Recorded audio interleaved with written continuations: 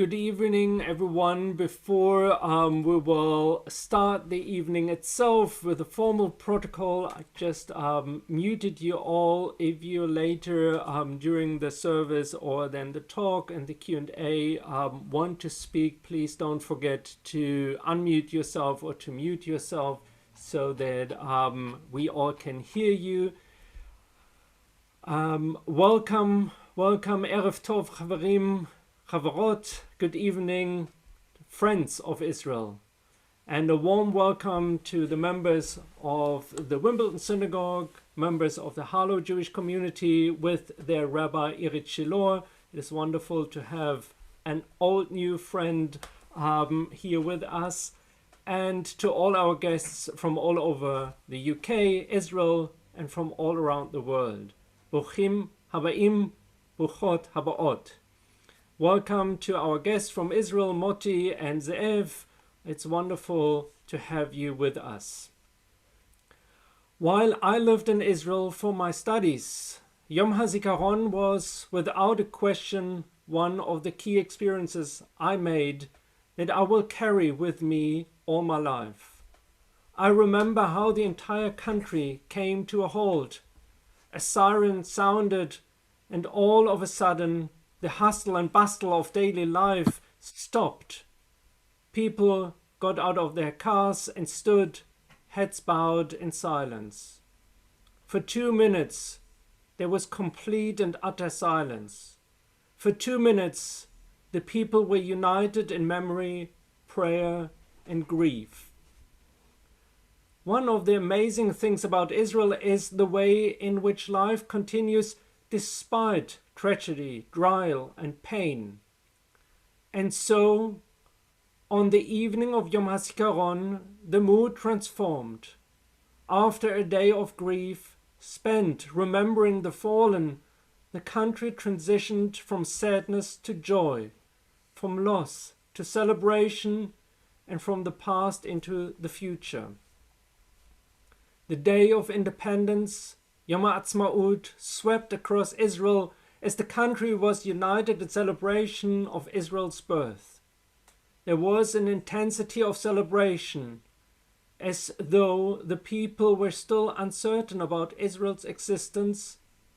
Has it all still been a dream? My experience from over a decade ago has not changed. As Jews, chutz la'aretz, outside of Israel, we share the grief and the hope with our brothers and sisters in Israel. We remember and we celebrate year after year. Another experience of my time in Israel was that Israel is much more diverse as we often think. In its 73 years, Israel has been a melting pot of many Jewish and non-Jewish communities, all of them with their own narratives, struggles, but also achievements and contributions to this unique country. Tonight, we will bring all those different aspects together in our evening of remembrance and celebration. After a short tekes, a set of reading and prayers in recognition of Yom HaZikaron and Yom HaAtzma'ut, we will have, thanks to Liat, 2 profound guest speakers with us tonight, who will bring one of those overlooked communities, the Jewish-Kurdish community in Israel, into the spotlight. Thank you to all of you who joined us for this evening. Toda merosh. Now I invite Liat to open our tekes with her reading for Yom HaZikaron. Thank you. In 1860, the first Jewish settlers left the secure walls of Jerusalem to build new neighborhoods. Today we remember 23,928 fallen, defending the land and the people from 1860 to today. 36,220 injured, defending the land and the people from 1860 to today. 9,967 Israelis killed in terror attacks since 1920. 4,881 widows. 1,843 orphans. We remember. Thank you very much.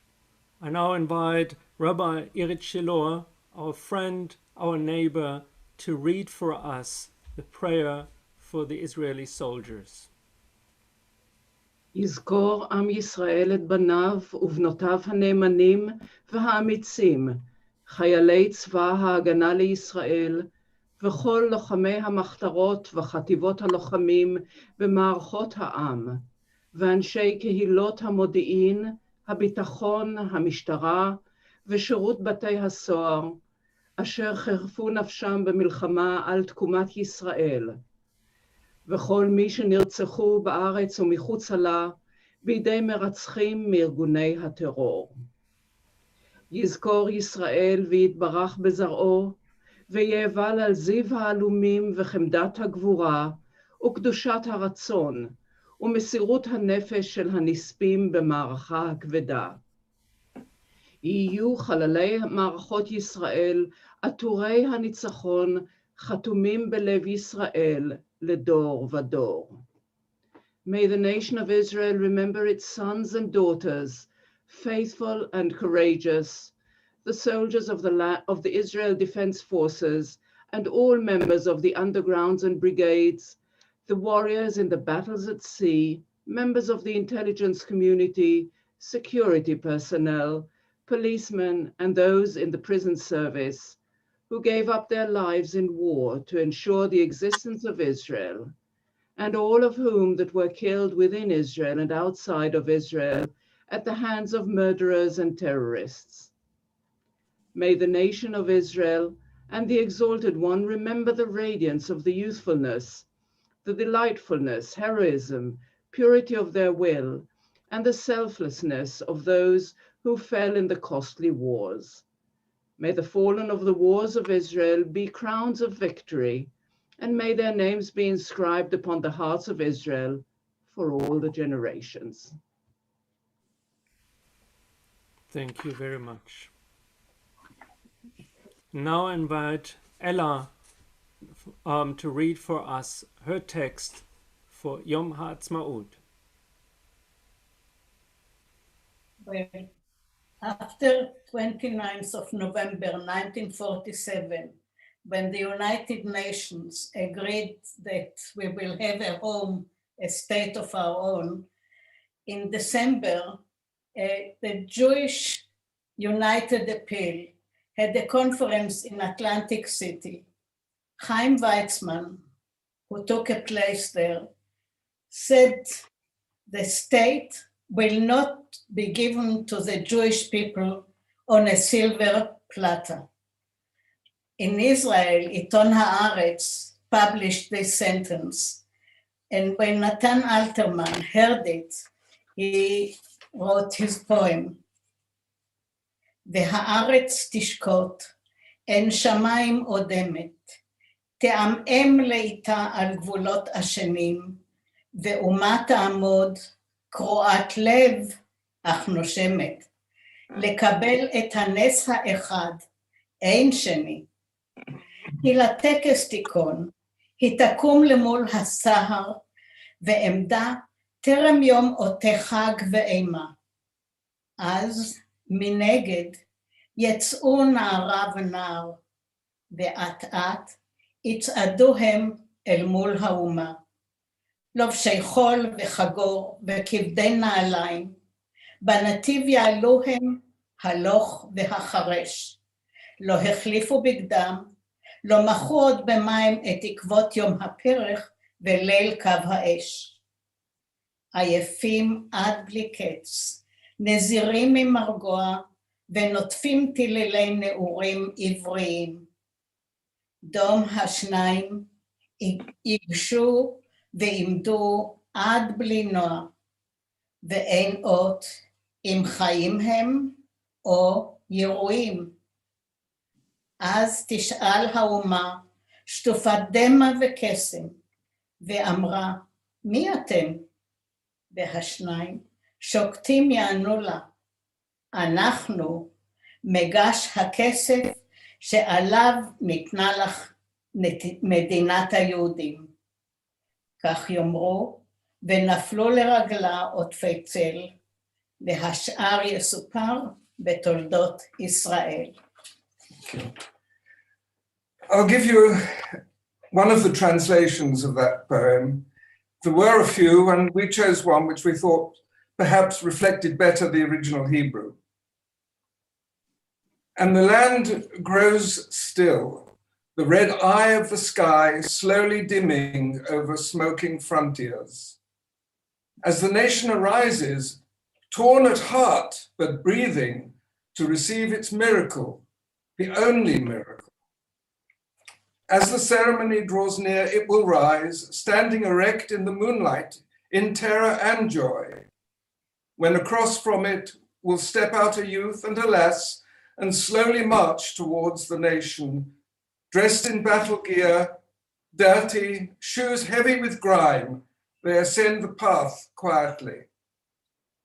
To change garb, to wipe their brow, they have not yet found time, still bone-weary from days and from nights in the field, full of endless fatigue and unrested, yet the dew of their youth is still seen on their heads.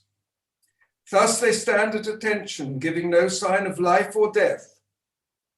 Then a nation in tears and amazement will ask, "Who are you?" And they will answer quietly, "We are the silver platter on which the Jewish state was given." Thus they will say and fall back in shadows, and the rest will be told in the Chronicles of Israel. Toda. Thank you very much. The following song is a prayer for Medinat Yisrael. And it is sung by friends of ours in South Africa, a tribute to the state of Israel, Avinu Shebashamayim.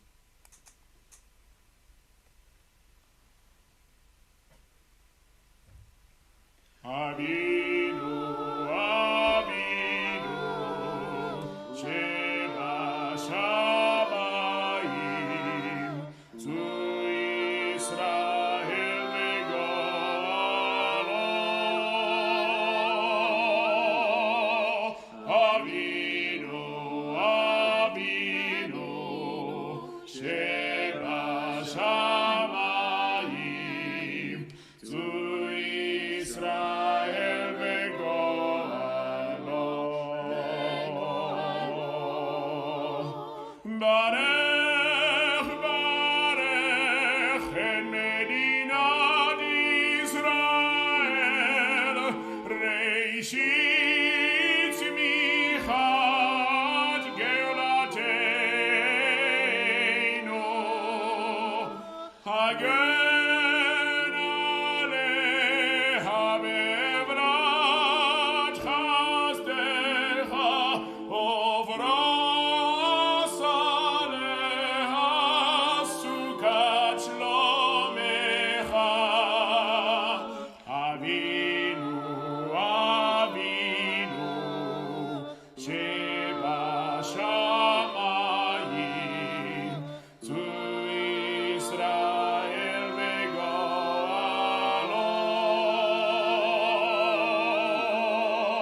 Avinu, Avinu, shebashamayim, zu Israel v'galo. Ushlach orcha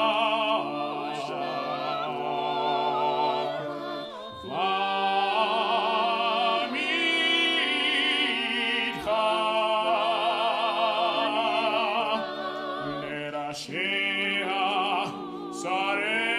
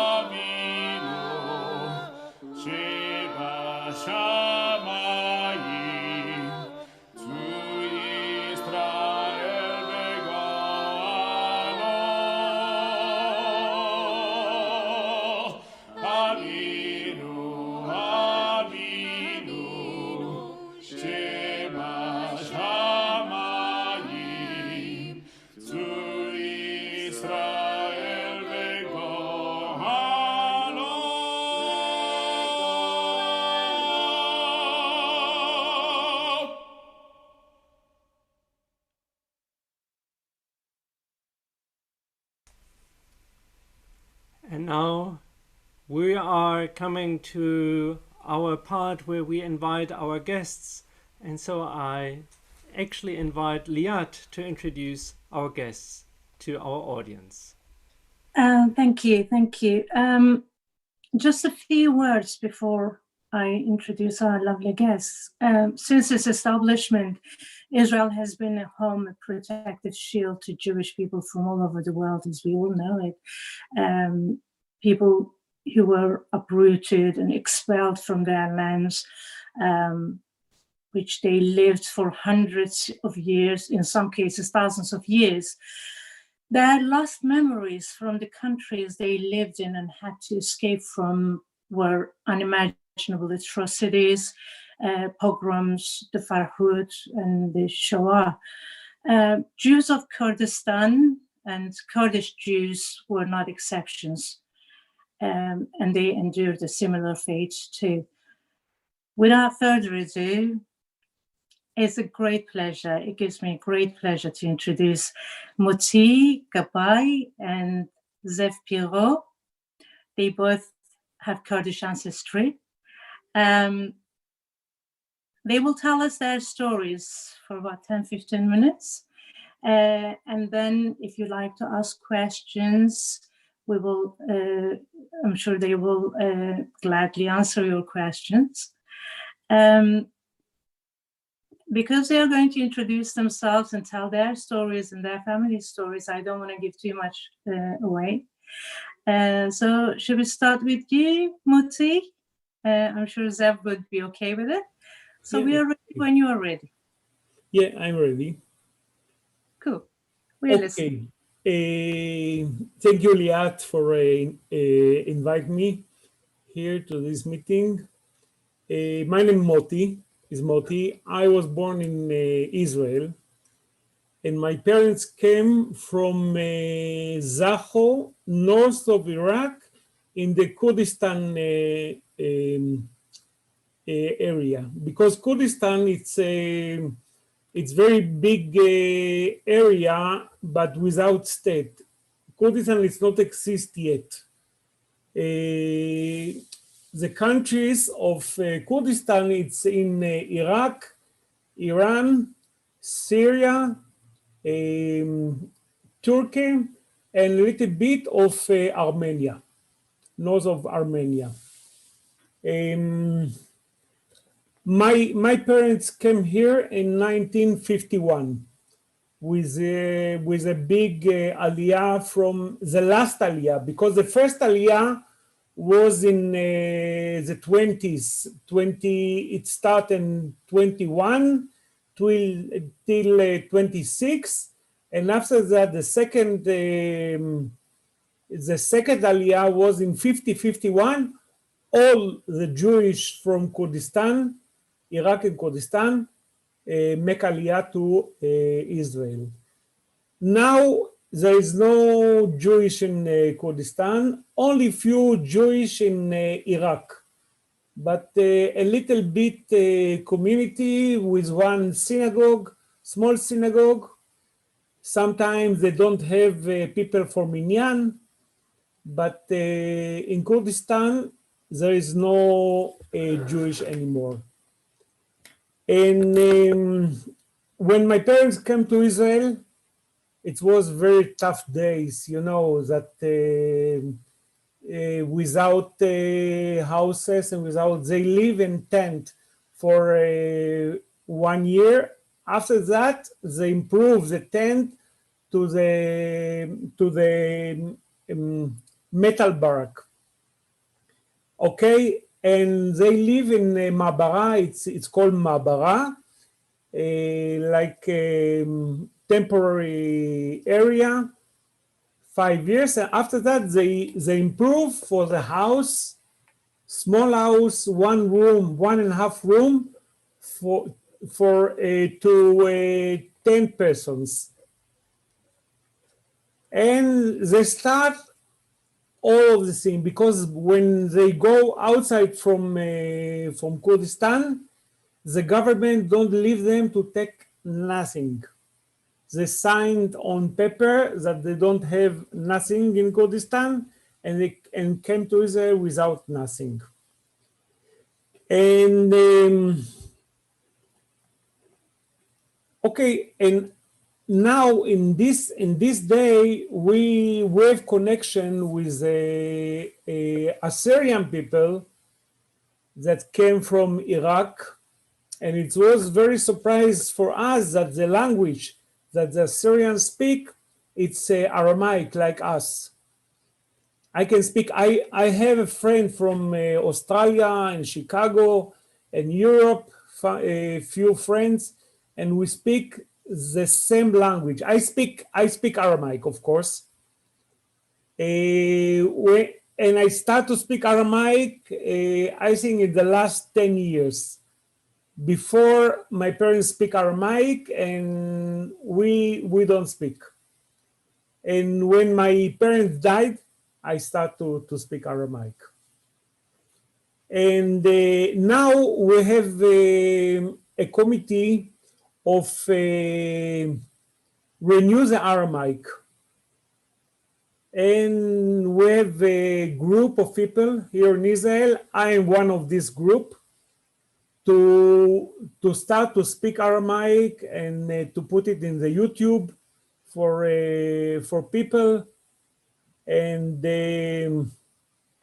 we hope, and the Assyrian people help us a lot with this activate. But now we say that we are not Kurdish because the Kurdish speak another language, it speak Karmanji. And we say that we are Assyrian Jews more than Kurdish, but it's only terminology. It's not something very important. And you know that Aramaic, it's have a many dialects because between city to city it's another dialect. I can understand people that speak the Aramaic of the Urmia, for example, but I can speak with people that came from Zacho. Zacho is the city where my parents came, in north of Iraq. And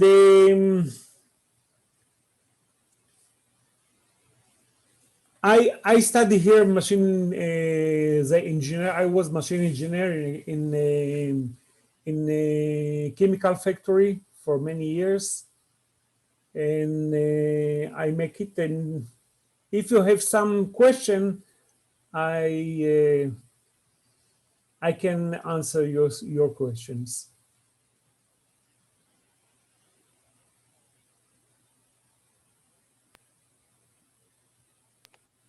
Thank you very much. Yes. I wonder if we should take the questions for both of you after Zev has spoken. Okay. All right. No problem. Okay. Yes, of course. Thank you for that very much. Zev, are you ready to speak? Yeah, I'm ready. Hello. Hi, I'm Zev. I'm 21. I'm in the IDF currently. I have 7 months left. Actually, I've been invited here kind of through Moti. Moti got me in contact with Liat, and from there, I got here. And me and Moti have been acquaintances because I've also been interested in this project to revive the Aramaic language, because I was very interested in discovering, that this language that's so important for the Jewish religion was spoken by people in my family, and by Jewish people, and that's still spoken in the world. And so this got me interested both in the language and in my family history. And so we've been holding meetings with Jews actually from across the world, mostly to learn the language, and it's been a very interesting process. I guess so. My family, I actually also came from Zacho, like Moti, but in 2 separate aliyot. One aliyah in the early 20th century, and the latter in 51, the same aliyah as Moti's family. And it's actually, for this Yom HaZikaron, I've been thinking quite a bit about the part of my family that got here really in Yom HaAtzma'ut. I said Yom HaZikaron. Part of my family that has gotten here by the early 20th century, during what's called the Yeshuv Yashan, the old Yeshuv, and they were living in Jerusalem.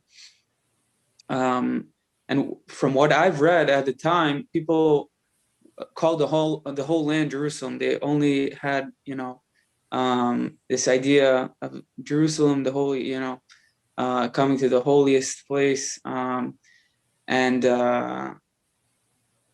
they were really full of this passion, and they slowly became part of the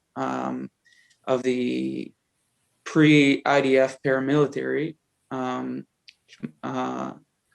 My great grandfather was in Lehi, the Stern Gang, also called, in Jerusalem, and they were fighting off the British mandate in order to reach independence. And during this process, there started to develop an identity of a like Israeli identity of this new modern identity, not new, but this idea that like the Jewish people can have their own state, and we don't need to live under the rule of a foreign power, and so I think in this community there's always been a very strong passion, a very strong patriotism, and so during the 48 war, they also took part in against the independence war, and I remember my grandfather's brother telling stories about the War of Independence, and was really he passed away like, a year ago, and it was really interesting to me to hear these stories, because it's usually really ancient history, and to see someone who's lived through it and to tell it was always been very inspiring. And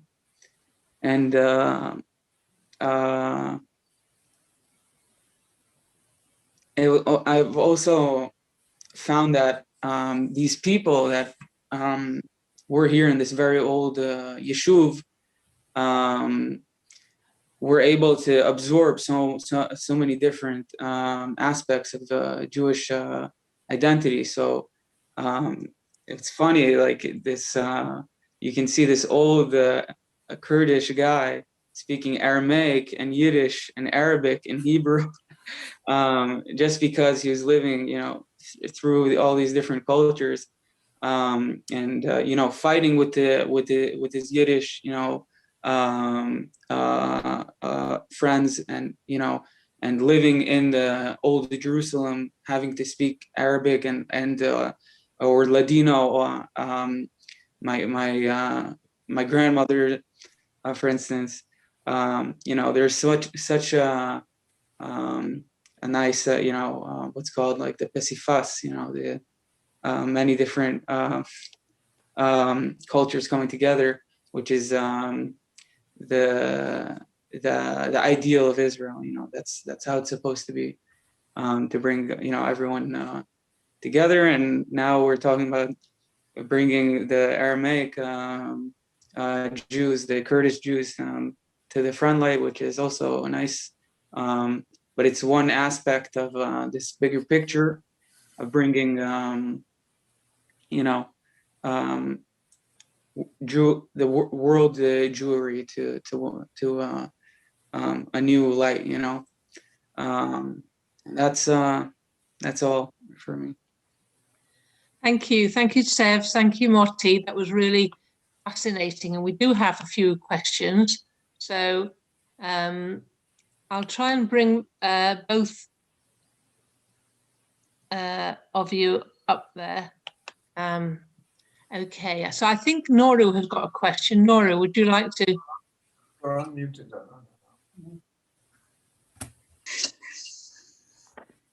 Yes, I was interested to know if the Assyrians you were talking about, the Aramaic speaking Assyrians, if they were Christian by religion, because I know there's a population, or there used to be a population in Syria, the Yes. Syriac farmers or peasants, and they were speaking Aramaic as well, and they were Christian.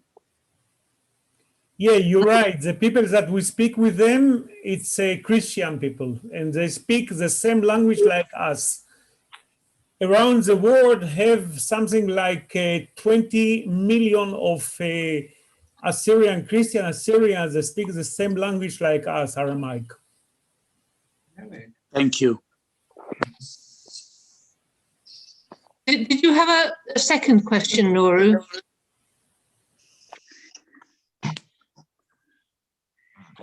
No, I don't actually. Fine, thank you. Okay, so I think there's a question from Chaim, please. I was wondering how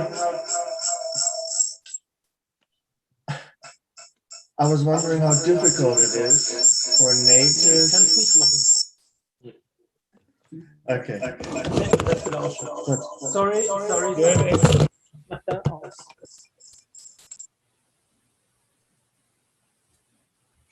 It is for a native Hebrew speaker, Ivrit speaker to understand and communicate in Aramaic.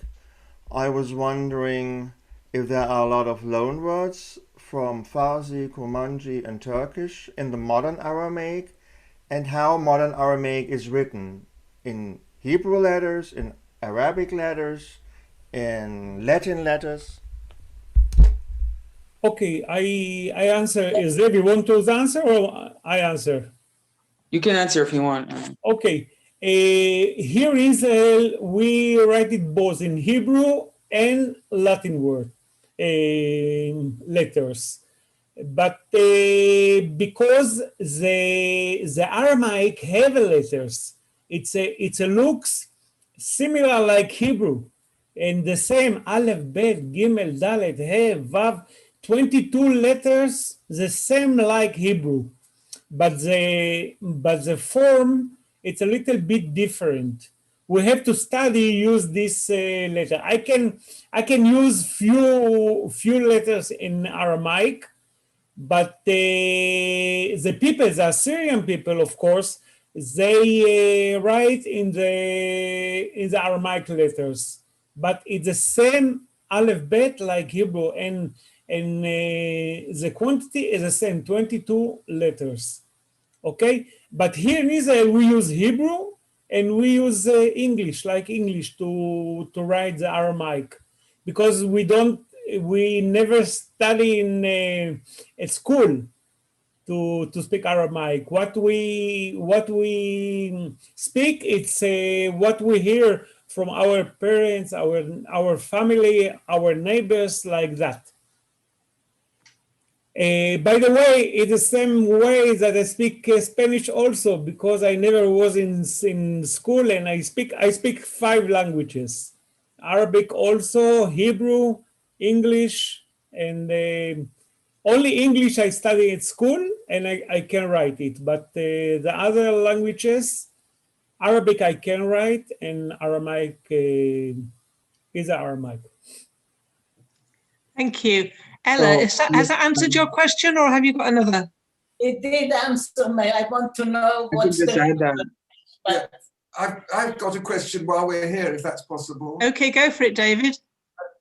Were the Jews of Kurdistan, or the area where your parents were living, or your grandparents were living, were they treated as badly as the Iraqis treated their Iraqi Jews at the time that there was such a terrible purge of the Iraqi Jews? Do we want to answer? Yeah. Oh, sorry. Moti, do you want to answer? You can answer. From what I know, that most of the people that come from Zacho say that there was very a good environment for Jews. There wasn't any fear, from what I know. But I know that during the Farhud, there was some fear that came to them, that it might spread towards Kurdistan. And I've heard some interviews say that more in southern Kurdistan, there was some kidnapping of Jews, a few incidents. I've seen this on Yaakov Moa's YouTube channel. He interviews old Kurdish Jews. Moti, do you want to add anything? No, it's okay. In this issue, it's okay. Thank you. I also want to add that there's an Assyrian script. It's called the Syriac, if you want to look it up. But that's used by many Assyrians today. There are a lot of cognates in Hebrew between in Aramaic, and a lot of loan words from Kurmanji and Persian and Turkish. But this is the spoken language, which has different dialects depending on the geographical location. Thank you. Bahar, I think you have a question.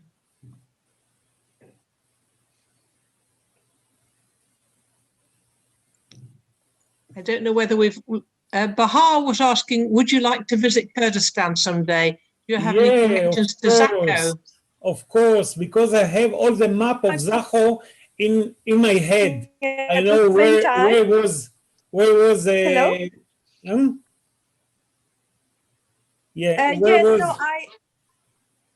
I just wanted, would you visit it one day, and if you have any connections?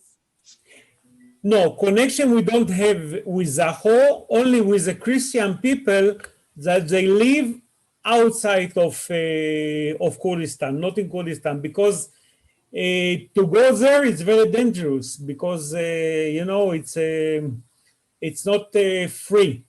but my dream to go someday to go there to see the paradise where my grandfather and grandfather live more than 2,800 years. Of course, yes. I know that Kurds in the region are really welcoming, so hopefully one day you can visit. Yeah, but it's too dangerous now. Bahar, would you like to introduce yourself? Of course. So we would know exactly why you're asking these questions. Of course, Leah, thank you so much. I was with my little baby, 1-year-old daughter, so sorry for how I look, and I turned off the camera. My name is Bahar Bashar. I'm an academic at Coventry University. I am working on the Kurdistani Jews, and I've been to Israel many times and interviewed a lot of people, and I met Liat at a conference, and she helped me a lot. She read my texts. So I was so honored to be invited to this talk, and it's a pleasure to meet you. My expertise is on Iraqi Kurdistan, so I know the feelings of Kurds towards the Kurdistani Jews, and they really hope that you can come back and visit one day. That I can say for sure. Thank you so much, Leah. Thank you. Thank you. It's a pleasure. Thank you. I have a question, if I may, Judy. Yes, of course. Hi, Moti. During our conversation, you mentioned how the Kurdish community is trying to get Aramaic be accepted as a language of the state. You're campaigning for this to happen. How is that going? Could you give us some information? We start this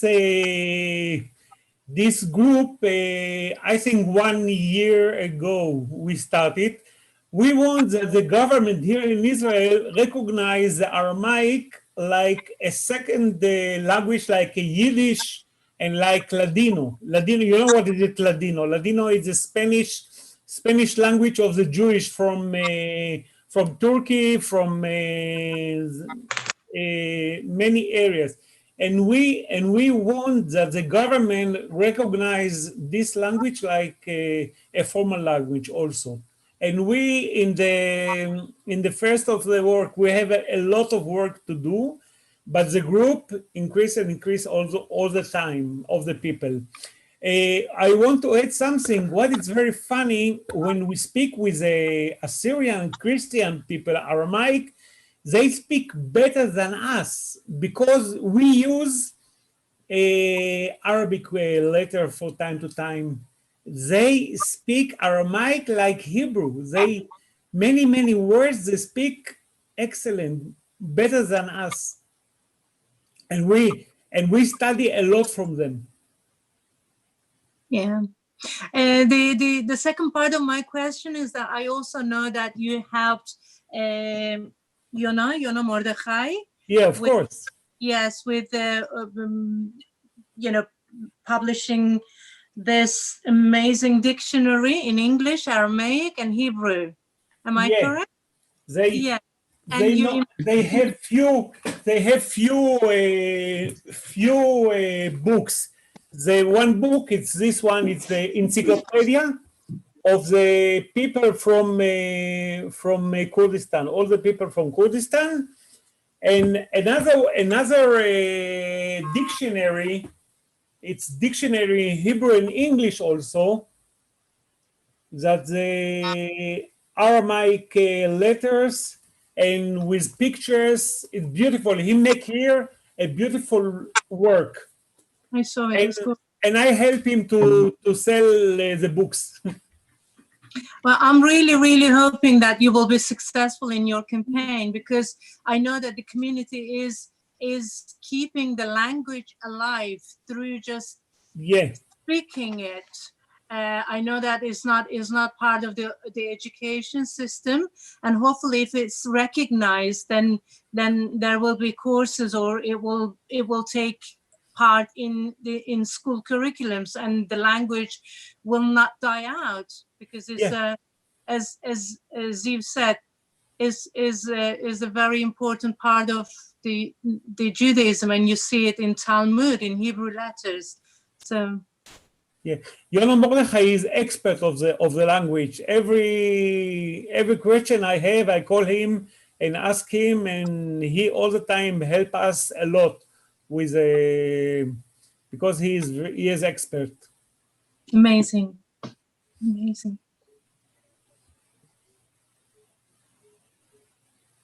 So we have another question from Nora. Nora, would you like to ask a question? Who asked here, Yes. Baher, in the chat, she asked if the Kurdish Jews speak Karmanji. Only few of the people speak Karmanji because it's not was our language.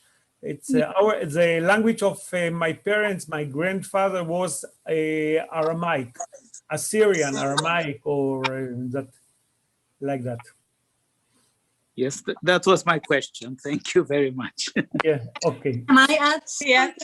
When I went to Israel for my research on Jewish Kurds, the Kurdish people who I met around Jerusalem, I think Jewish Kurds has around they have around 40 kibbutz, 40 agricultural villages. Yeah, but it's not kibbutz, it's a moshav. It's something like kibbutz, but not the collective. Yes, they're not quite. It's called moshav. Yeah, moshav. Moshav. It's a cooperative. It's a cooperative. It's a cooperative, but everyone work for himself. Yeah. Not like in kibbutz that you work and all the money go to the kibbutz, and you live with this money with all the community. It's a little bit different because between kibbutz and moshav. Yes, and the Kurdish people who I met in Tel Aviv, I managed to speak to them in Kurmanji, but Jerusalem, they were all speaking, now I know, Aramaic. Yeah. It's right, yeah. I have only one friend that speak Karmanji because his parents speak at home Karmanji. It's a surprise, only one. All other people speak Aramaic. Well, thank you, everybody. That's been fascinating. I don't know if there are any more questions. I think I'm just checking the chat. So I think all the questions have been answered. It has obviously been a very, very interesting topic. So thank you, particularly Liat, for organising this. But it's been such a delight to meet you, Moti, and to meet you, Zev, and to hear your stories, and to give us a sense that Israel isn't just one sort of people. It's a coming together of all the different Jews from all over the world. And it's that makes the strength and the beauty of Israel. So it's been such a pleasure to meet you both, and thank you for giving us an insight, and good luck with promoting the Aramaic language. You are welcome. And if you have more questions, you can connect with me, Liat, with connect me all the time. If you have some more question. Well, hopefully one day you can come and visit the community face to face. Yeah, of course. After the corona, because now the corona in Israel, it's very weak. But I think in Sunday we stopped to go outside with a mask. Yeah. Well, excellent. It's a good news. That's right, Moti and Zev. Thank you very much. You're welcome. When we decided to run this event, my lovely Judy said, "Why don't you introduce them? You're Kurdish too, so it will be nice, a good connection." And I said with pleasure, but in my head I was saying, with one difference: I'm Kurdish, they are Kurdish, but I am not from Israel, and the difference is that I never felt free in the country that I was born. I was brought up, I lived, I went to school. My identity was always denied. But Israel, like you said, Judy, is not just one people state, gives freedom to to Jews from all over the world, from Yemenis to Kurds to Ethiopians to Americans. So Baruch Israel. You're welcome. Thank you. Thank you. That's all lovely. So Yes. I want to just pull the evening together by saying, as you know, we do this thing here where we try to bring Yom HaZikaron and Yom HaAtzma'ut together. And I think in a way by having Zev and Moti, who are both Israeli and who reflect the diaspora pulled into Israel, but also reflect the young people in Israel who are serving in the army and keeping Israel safe. So it's both the commemoration and the celebration. And I think we all want to say how much Israel means to everybody around the world, as well as to the people who live in Israel. And it's very nice for our community to come together to have this commemoration and celebration. And we very much appreciate everybody who's contributed tonight. I want to say one thing more, and that is, I want to remember somebody who was very special for the Israel Committee, and that is James Leake. All of our community know that we lost him very early on to the dreadful COVID pandemic. And it's seen such a sadness for our whole community and for everybody. But I just wanted to say to everybody that James was a fantastic supporter, and he's also the person who helped started the Council of Christians and Jews and made it really strong in our locality and did so much in all sorts of different ways and was passionate about Israel. So I wanted to give this opportunity to say, we remember you, James, and we appreciate all that you did. And it's lovely to have Hilary here on this call as well. So thank you. So I think all that's necessary for me now is to hand back to our rabbi, having said hopefully thank yous, but also thank you to our rabbi who's contributed a lot. And I think he's going to lead us in some way in Hatikva. Thank you very much. Indeed, I asked once again my friends to share with us or to lead us in the Hatikva, but a special thank you really to our guests, Zev and Moti. Zev, I hope that the remaining time as a soldier will be a peaceful one for you. And thank you. And really, I hope that we will all see us soon again, either in Israel or you here, but that this is possible to come back together as a people in different places of the world. Thank you to Judy and to Liat and to Irit Shilor, Rabbi Irit Shilor, for your contributions. Thank you to Ella and David for your reading. And yeah, we will conclude with the Hatikva. And after the Hatikva, we will open the Zoom and we can have a schmooze and a virtual barbecue braai as you want, and you can stay on. But for now, thank you, and here is the Hatikva.